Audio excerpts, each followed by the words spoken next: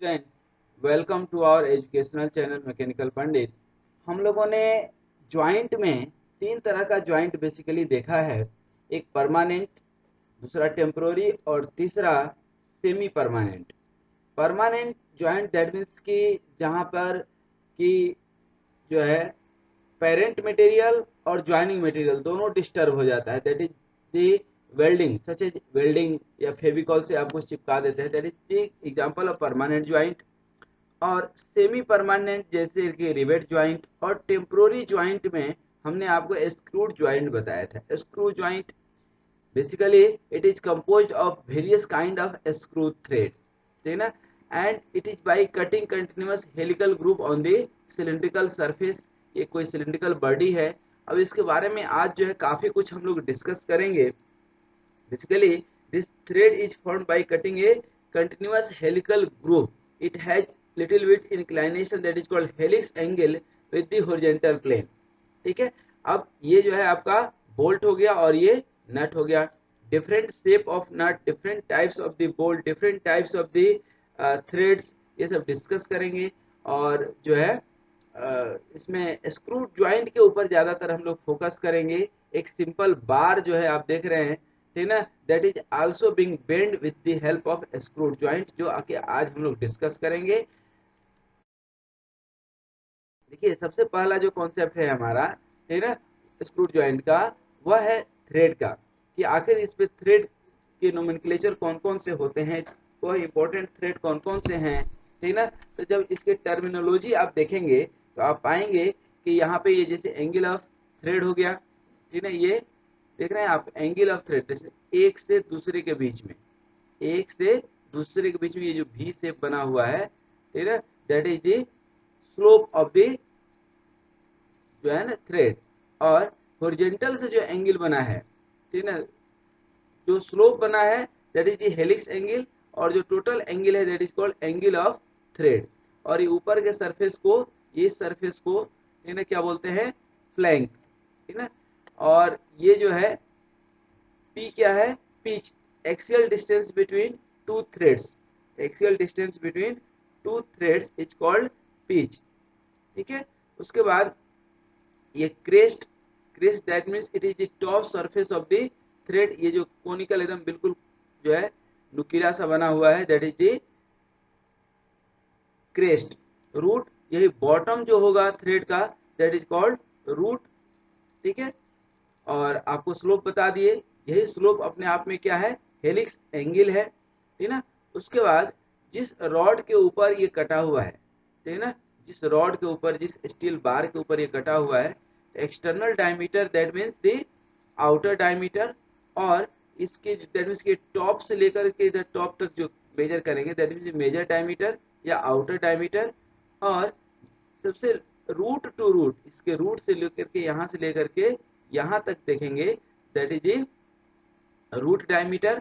और इनके बीच का एक कॉमन डायमीटर होता है, that is called diameter of coil, या इसी को बोलते हैं पिच डायमीटर, ठीक है ना। ये pitch diameter major diameter plus minor diameter के एवरेज होता है, ठीक है ना। अब ये डिफरेंट एग्जांपल्स हमने आपको दिखाए हैं स्क्रू जॉइंट्स के, और different types of the screw जो है ये कहीं ना कहीं आप मशीनरी में या इंडस्ट्री में जरूर देखे होंगे। लेकिन अब आप जब देखेंगे तो एक मैकेनिकल इंजीनियर के नज़र से देखिएगा तो शायद जो है देखने की नज़रिया, देखने की जो है इंटरेस्ट आपकी एक अलग हो जाएगी। जॉइंट में ही different types of the screw, ठीक है ना, आप देखे होंगे, या आज अपन कुछ इस पे डिस्कस करेंगे। अब इसके स्क्रू जॉइंट के जो हेवी स्क्रू जॉइंट है, उनके ये डिफरेंट एप्लीकेशंस हैं जो अभी आपके सामने है, ठीक है ना। अब आप ये पावर स्क्रू वगैरह देखे होंगे, गाड़ियों को उठाते हुए जो है आए दिन काम में लाते हैं, ये पावर स्क्रू के एग्जांपल्स हैं, ठीक है ना। ये जो है वाइस है, किसी भी मटेरियल को जो है टाइट करने के लिए, ठीक है, यह सब आप एग्जांपल देख सकते हैं। तो basically these are the examples of screw joints, ठीक है ना। और ये डिफरेंट टर्मिनोलॉजी जो है, ये थ्रेड लेंथ है, ये ग्रिप लेंथ है, टोटल लेंथ है, ये नॉमिनल लेंथ इसको बोलते हैं। और साथ में ही ये थ्रेड्स हैं, ये नट हो गया आपका, ठीक है ना। ये रन आउट मतलब इसके बाद जो है अब कहानी खत्म, डायरेक्ट ग्रिप लेंथ शुरू हो जाता है और इसको सैंक बोलते हैं, ठीक है ना। और ये जो है आपका रेडियस ऑफ द, यहाँ पे यदि फिलेट है तो वेल एंड गुड, अदरवाइज नहीं है तो ये रेडियस ऑफ द जो है बोल्ट हो जाएगा। ये हेड है, हेक्सागोनल जो है आपको हेड यहाँ दिख रहा है, ठीक है ना। एग्जाम्पल फिर से देखिए, हेड जो होते हैं स्क्रू ज्वाइंट जहाँ भी है तो उसके हेड के डिफरेंट एग्जाम्पल्स आपको यहाँ पे थोड़ा सा माइन्यूटली देखिए, सब डिफरेंट डिफरेंट शेप्स के हेड हैं, ठीक है ना। और इनके डिफरेंट डिफरेंट नेम्स हैं, क्योंकि हमको इसमें बहुत ज़्यादा जो है नहीं उलझना है, क्योंकि हमारा टॉपिक क्या है, numerical analysis of screw thread. तो हम तो जस्ट एक इंट्रोडक्टरी पार्ट दे रहे हैं, जो कि ये आज हमारा जो है लेक्चर नंबर 50 है। उसी तरह 51 लेक्चर नंबर में different types of the stresses involve in this screw thread पढ़ेंगे, ठीक है। 51 में जो है स्ट्रेसेस पढ़ने के बाद लेक्चर नंबर 52 में जो है पावर स्क्रू के हम लोग कॉन्सेप्ट पढ़ेंगे। तो अब जिस जो है ये आपके advantage and disadvantage of the screw joint देख लीजिए, ठीक है ना। इसका एडवांटेज जो है ज़्यादा है, डिसएडवांटेजेज एज सच बहुत कम है, नहीं के बराबर है, ठीक है ना। जो कि मेन डिसएडवांटेज है स्क्रू जॉइंट का कि स्ट्रेस कंसंट्रेशन, ये हम लोग जो है फर्स्ट यूनिट में ही जो है लेक्चर नंबर 16 में ही हम लोग पढ़े थे। लेक्चर नंबर 16 में आप स्ट्रेस कंसंट्रेशन देखेंगे, उसके अलावा और कोई इसका एज सच नुकसान नहीं है। तो डिसएडवांटेज की हम ज़्यादा बात ना करेंगे। एडवांटेज में देखिए, इट इज रिलायबल, ठीक है ना। It is convenient to assemble and dissemble, इसको ज्वाइंट करने के लिए या डिसएम्बल करने के लिए, डिटेच और अटैच दोनों ही आसान होता है। ये wide range of screw joint may be adopted for various operating condition। जिस ऑपरेटिंग कंडीशन में जिस तरह से आप खोजेंगे उस तरह का आपको स्क्रू जॉइंट मिल जाता है। Screw joint are relatively cheap even then the welding और एनीथिंग एल्स। और दूसरा एक इम्पोर्टेंट कॉन्सेप्ट ये है कि इसको आप इजिली अटैच और डिटेच कर सकते हैं। इसमें जो है आपका पेरेंट मटेरियल भी जो है सेफ रहता है और ज्वायरिंग मटेरियल भी सेफ रहता है। लेकिन यही यदि वेल्डिंग होता तो पेरेंट मटेरियल भी अनसेफ है, भी अनसेफ है। अब आप ये देख सकते हैं थ्रेड्स जो है कितने टाइप्स के, ये जो है single start thread, double start thread और 4 स्टार्ट थ्रेड। जहाँ पे बहुत ज़्यादा मूवमेंट चाहिए होता है, ठीक है ना, तो नंबर ऑफ थ्रेड्स बढ़ा देंगे, ठीक है ना। यहाँ पे आप देख रहे होंगे कि एक ही रिवोल्यूशन में ये यहाँ आया, ये यहाँ तक मूव कर गया और ये कहाँ मूव कर रहा है, ठीक है ना। तो एक तो एक्सियल मूवमेंट जो है आपको ज़्यादा मिलता है कहाँ पे, मल्टीपल थ्रेड्स में, पहला चीज। दूसरा, ये लीक प्रूफ हो जाता है, इसलिए आप किसी भी पानी का बोतल जो है आप कभी खरीदते होंगे तो आप ध्यान दीजिएगा उसमें डबल स्टार्ट थ्रेड रहता है, ठीक है ना। तो 100% लगभग लीक प्रूफ होता है। यदि वो सिंगल स्टार्ट होता तो लीक की चांसेस बढ़ जाती, ठीक है ना, पानी लीक करता।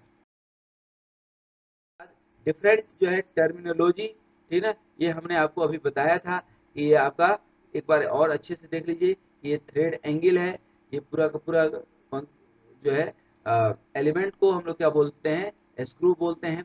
और ये थिकनेस ऑफ द थ्रेड है, ठीक है ना। और ये ऊपर वाला पार्ट फ्लैंक है।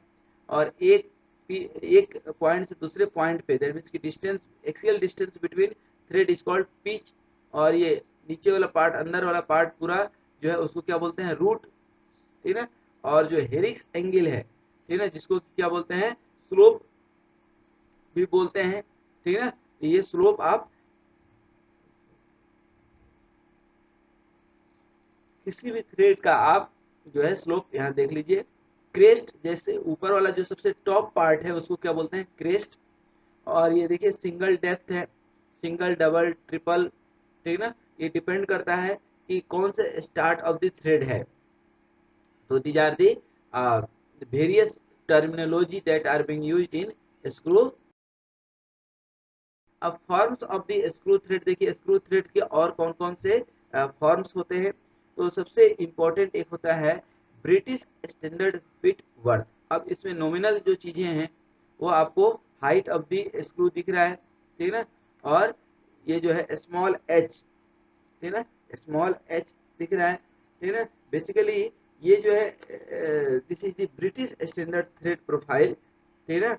और इसमें जो है पिच आप देखेंगे तो इट इज ऑलमोस्ट कोर्स जो है पिच यहाँ देखने मिलता है आपको, और it is very symmetrical, just similar to V shape thread, ठीक है। वी शेप आप थ्रेड देख रहे हैं, जस्ट ये स्ट्रेस कंसंट्रेशन को कम करने के लिए यहाँ पे फिलेट दे देते हैं, बट ये है क्या, वी थ्रेड ही है। और इसके फ्लैंक्स ये जो है, ये इंक्लाइंड जो लाइन आपको दिख रहा है दैट इज दी फ्लैंक, और ये टोटल जो है एंगल यहाँ से इस पॉइंट से लेके इस पॉइंट तक टोटल क्या है, एंगल ऑफ थ्रेड। और यदि आप सिंगल देखेंगे, ठीक है ना, किसी भी सिंगल थ्रेड का देखेंगे विथ रेस्पेक्ट टू हॉरिजॉन्टल, अब यहाँ पे तो वर्टिकल है, ठीक है ना, तो वर्टिकल से देख लीजिए तो इसको क्या बोलते हैं, इसको बोलते हैं स्लोप या हेलिक्स एंगल, ठीक ना। तो ये सब जो है फास्टेनिंग डिवाइसेस हैं, और बेसिकली दिस फास्टेनिंग डिवाइसेस और this kind of threads are basically used in special purpose machine only, ठीक है। उसी तरह से ये ब्रिटिश एसोसिएशन थ्रेड है, ठीक है ना, ऑलमोस्ट सिमिलर है। और सबसे बड़ी खुशखबरी आपको बता दें, ये सारे कॉन्सेप्ट आपको मशीन डिजाइन डाटा बुक में वो सब इसके डाटा मिल जाएंगे, और ये डाटा ऑलमोस्ट इंपेरिकल डाटा है, it has no such what you can say mathematical proof, ठीक है ना, ज्योमेट्रिकल प्रूफ या मैकेनिकल प्रूफ, ऐसा कुछ नहीं है। These are just an empirical formula. उसके बाद है जैसे अमेरिकन नेशनल स्टैंडर्ड थ्रेड्स, ठीक ना, this such type of threads अब देख सकते हैं इसमें स्टैंडर्ड डायमेंशन क्या है, ठीक ना। ये हाइट ऑफ द क्रेस्ट जो है इसके कंपैरिजन में जो है ये छोड़े हैं यहाँ पे, ठीक ना। तो ये आप देखेंगे तो जो हमने अभी पहले डिस्कस किया था ब्रिटिश स्टैंडर्ड थ्रेड्स, उसके कंपैरिजन में इसका क्रेस्ट दैट मीन्स की सबसे टॉप ये भी रफ होता है और यहाँ भी रफ होता है। रफ होने से क्या हो गया बोलिएगा कि पांडे सर ये बताइए कि जो है रफ होने से क्या फर्क पड़ गया। रफ होने से ये फर्क पड़ गया कि जितना रफ होगा कोफिशिएंट ऑफ फ्रिक्शन उतना ही ज्यादा होगा, और कोफिशिएंट ऑफ फ्रिक्शन जितना ज्यादा होगा उतना ही ज्यादा पकड़ मजबूत होगी, ठीक है। और ये यूनिफाइड स्टैंडर्ड थ्रेड्स है, ठीक है। तो इसमें भी यूनिफाइड स्टैंडर्ड थ्रेड्स है वही चीज, ठीक है, बट जो है ज्योमेट्रिकल डायमेंशंस जो है लिटिल बिट चेंज हुआ है। और चूंकि ये यूनाइटेड स्टेट में जो है ब्रिटेन में, कनाडा में, ये सब जगहों पे ज़्यादातर जहाँ पे इंडस्ट्रीज हैं ऑटोमेटेड इंडस्ट्री वहाँ पे ये यूज होता है, ठीक है। तो इन्होंने जो है किसी ज़माने में एक यूनिफाइड जो है स्टैंडर्ड अडॉप्ट किया था कि हम लोग सारे देश में क्या होता है कि कोई मशीन अमेरिका में बन रही है, कोई मशीन जर्मनी में बन रही है, कोई मशीन इंडिया में बन रही है, कोई मशीन बांग्लादेश में बन रही है। अब सबके अपने स्पेसिफिकेशन होंगे, लेकिन इंडिया की यदि कोई मशीन अमेरिका चली गई, ठीक ना, मान लीजिए, मानना ही तो है, मान लीजिए कि अमेरिका में चली गई और वहाँ पे कोई स्क्रू टूट गया, अब वो स्क्रू क्या इंडिया से मंगाएगा या अमेरिका में मिल जाएगा, ठीक है ना। मिल जाना चाहिए तरीके से, तो मिल जाना चाहिए, मिल जाना चाहिए इसका मतलब कब मिलेगा, जब वो स्टैंडर्ड थ्रेड होगा। और वो स्टैंडर्ड थ्रेड उन्होंने क्या बनाया था, यूनिफाइड, कि particular purpose of the machine में इस टाइप का थ्रेड हमें यूज करना चाहिए। उसके बाद ये स्क्वायर स्क्रू थ्रेड जो पिच है, ठीक है ना, पिच का ये पिच दैट मीन्स कि ये लेंथ और ये दोनों बराबर है, दैट इज जी, ये भी p/2 है, और यहाँ से लेकर के यहाँ तक ये भी पॉइंट क्या है, p/2। तो स्क्वायर थ्रेड अपने आप में काफ़ी स्ट्रांग होता है, और जो है it has very large efficiency, ठीक है ना, इसीलिए इसका जो है यूज भी ज़्यादा होता है, ठीक है ना। और जो है ये फीड मैकेनिज्म जहाँ पे आप देखेंगे, ठीक है ना, लेथ मशीन वगैरह में जो है square type of the thread आपको मिलता है, ठीक है ना। ये जो है मशीन टूल में, वॉल्व में, स्पिंडल में, स्क्रू जैक में, ठीक है ना, वहाँ पे ये सब ज़्यादा यूज होता है। यदि एक में थ्रेड की बात करें तो basically it is the modified form of the square thread, modified form of the square thread, and can be easily produced, ठीक है ना। इसमें जो है यहाँ पे इंक्लाइनेशन 90 डिग्री था, लेकिन यहाँ पे इंक्लाइनेशन क्या है, यहाँ पे 29 डिग्री। और जब इसको स्प्लिट नट के साथ यूज करते हैं, लीड स्क्रू के ऊपर जो है इसको आप यूज लीड स्क्रू के ऊपर जो है इसको यूज होते देखे होंगे, कहाँ पे, लेथ मशीन में लीड स्क्रू, ठीक है ना, जो है कंपाउंड रेस्ट को जो मूव कराने के काम आता है, ठीक है ना। तो वहां पे ये देखेंगे, और ये जो है इसके कंपैरिजन में ज्यादा आसानी से इंगेज और डिस इंगेज हो जाता है। थ्रेड देखिए, नकल thread, it is very important, ठीक है ना। नकल थ्रेड्स, इसके ये स्टैंडर्ड डायमेंशंस हैं, और नकल थ्रेड भी बेसिकली ये स्क्वायर थ्रेड का ही मॉडिफिकेशन है। और ये आप देखेंगे तो राउंड टॉप और राउंड बॉटम, ठीक है ना, आप देख रहे हैं। और it can be cast rolled easily and can not be economically made on a machine, जो है सिंपली बनता नहीं है, क्योंकि ये थ्रेडिंग इस तरह से करना जो है it is little bit costlier, ठीक है। तो these threads are used for rough and ready work. They are usually found on railway carriage coupling, hydrants, necks of glass bottles and large molded insulators, ठीक है ना। ये सब हम लोग यूज करते हैं। ये थोड़ा कॉस्टली होता है, क्योंकि आप देख भी रहे होंगे कि ये यहाँ पे क्या है, इस तरह से कर्व बनाना it is costly, but it has too much strength. Reason being that इसकी पकड़ जो है, सरफेस कांटेक्ट एरिया जो है क्या होगा, ज्यादा होगा। उसी तरह से बट्रेस थ्रेड, ठीक है ना, क्या है, बट्रेस थ्रेड। बट्रेस थ्रेड्स जो है ये हाई पावर ट्रांसमिशन के लिए यूज करते हैं, और सिर्फ सिंगल, ये आप देख करके समझ गए होंगे कि सिर्फ सिंगल डायरेक्शन के लिए ही यूज करते हैं।